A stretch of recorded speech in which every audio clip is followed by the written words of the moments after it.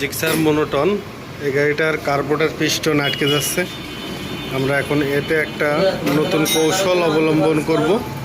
আপনারা দেখেন, এই যে এখানের একটা নাটটা খুলে নেব। খুলে ওখান থেকে একটা তার বের করে আমরা দিয়ে দেবো, যাতে পিস্টনটা না আটকে যায়।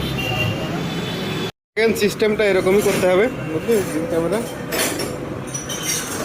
এই যে পিস্টন অটোমেটিক উঠবে।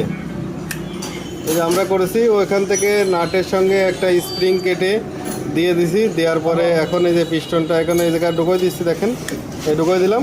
এখন পিস্টনটা অটোমেটিক খুলবে। এখানে এই যে মাঝে মাঝে আটকে যাচ্ছে, এই কারণে রেস বেড়ে যাচ্ছে। আমরা এখন এর সমাধানটা করলাম। এই যে এখন অটোমেটিক খেলতেছে, ঠিক আছে।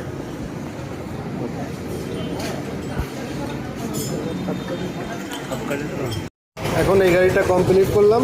দেখেন পিক আপ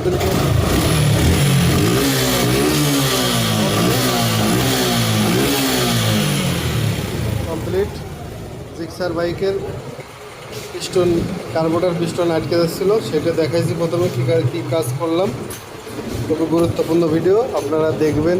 যদি কোনো মিস্ত্রি ভাই দেখে এটা করতে চান, করতে পারবেন। ধন্যবাদ।